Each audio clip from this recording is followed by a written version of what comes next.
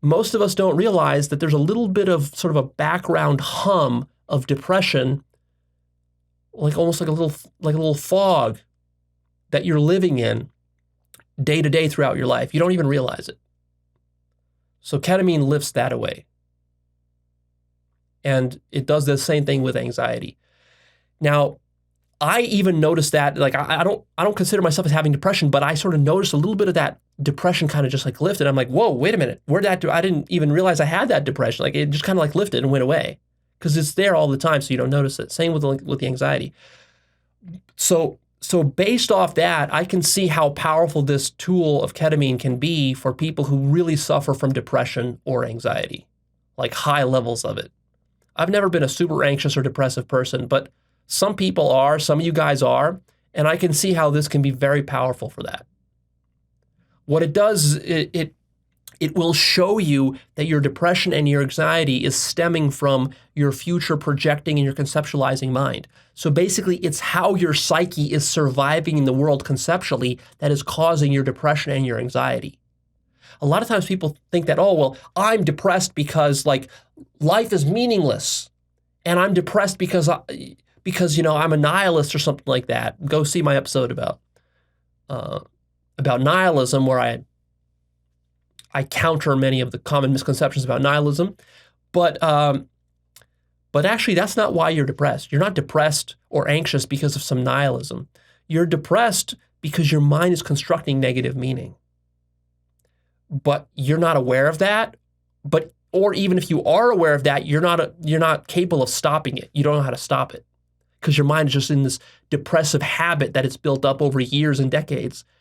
And it's the way you're thinking about your life, the meanings you're attaching to different aspects of your life, whether it's your relationships or your inability to get laid, or your frustration with your health problems, or your problems at your job, and whatever is causing your depression, maybe some family situation that's causing you depression or anxiety.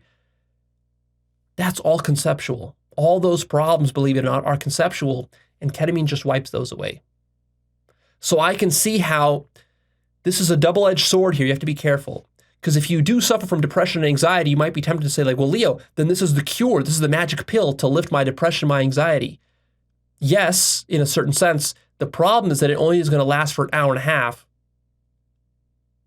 And then you're going to come back to your old conceptualizing mind, which is going to recreate your depression. See? So then you might say, well, Leo, then there's no value to it whatsoever. No, that's wrong. There is value to it because it shows you through direct experience that it is your mind constructing your depression or your anxiety. And it might give you insights into how you need to change how your mind works to stop doing that.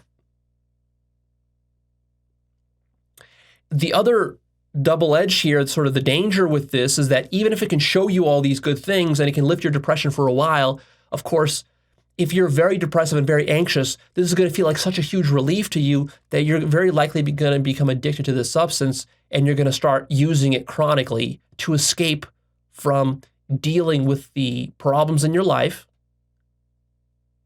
and furthermore, from handling and changing the way that your mind works to create the depression, right? See, the real work here would be to take the ketamine, experience the relief, enjoy that, but really use that moment to see how your mind constructs depression or anxiety. And then when you come back, make a resolution to say, okay, what that showed me is that I can live without depression and anxiety, but I need to change how my mind works.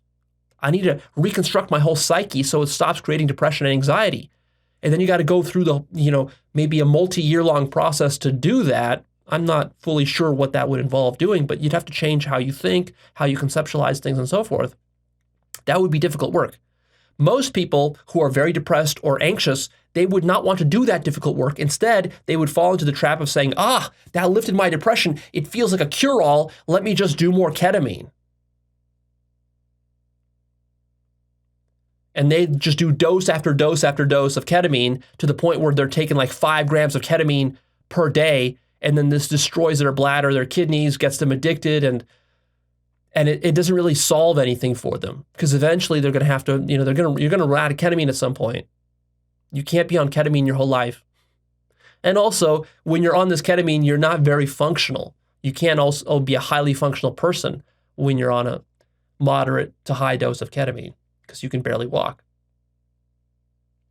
So I can see a very powerful potential here for this substance to alleviate severe depression and to help people with anxiety and other things like that.